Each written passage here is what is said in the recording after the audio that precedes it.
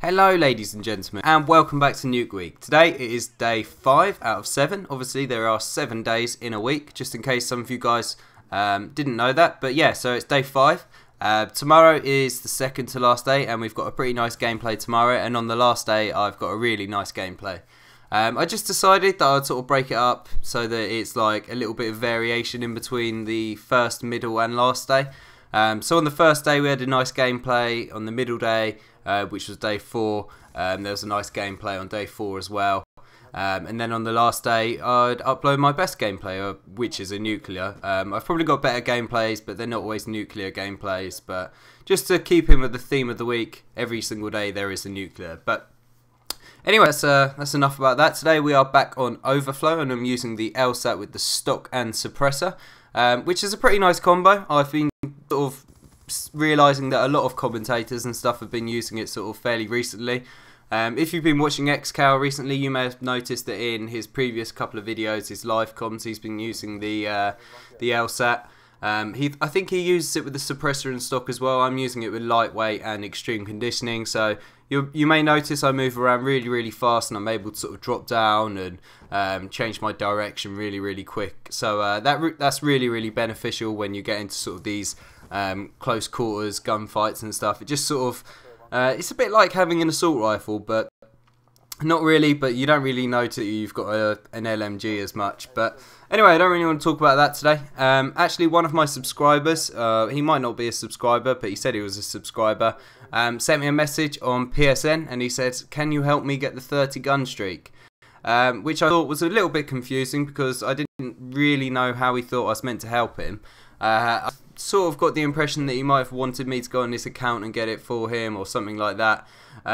But you know, it's one of those things where you've kind of got to do yourself. I can't get inside your body and sort of control it for you. Don't actually think of it like me getting inside your body, because that's kind of weird. We'll just move on from that pretty fast, because that is pretty weird. I don't want to get inside any of your bodies in any way, shape or form. But yeah, so I thought it was a little bit confusing, because I was sort of a bit confused how he wanted me to actually help him. And I said to him, you know, how can I help you, you know, get this 30 gun streak? And he said, I don't know, can you give me some tips and stuff?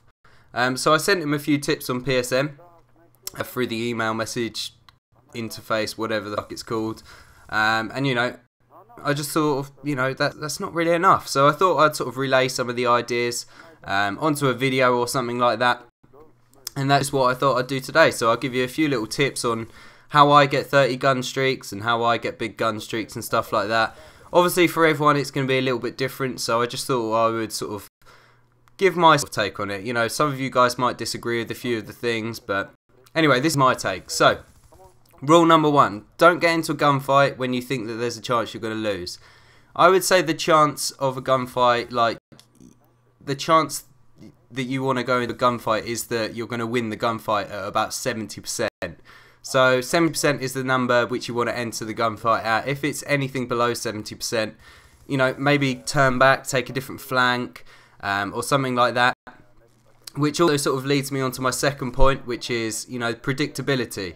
You don't want to keep on rushing the spawns. That does pay off sometimes, and a lot of the time it does pay off, like if you run into the spawn. But if you're playing against anyone who's got maybe 2 or 3 brain cells, they're going to sort of remember where you were from where they're going to spawn, so they might be able to sort of put 2 and 2 together, sort of remember where you're coming from, and then they might sort of get a revenge kill on you.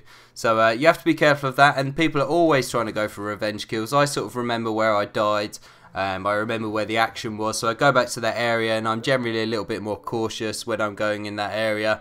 So you just have to sort of bear that in mind, and sort of put that together with the 70% chance of winning the gunfight. So you'll see in my gameplays, what I do a lot of the time is I sort of change my direction a lot. In the gameplay yesterday, there was the guys on the orbital VSAT were pretty obviously in one spawn, but I kept on changing up my route and going backwards, and then coming back to the point where they weren't, like where they're going to be in a minute or so. And it sort of gives the effect that you're sort of reappearing and disappearing.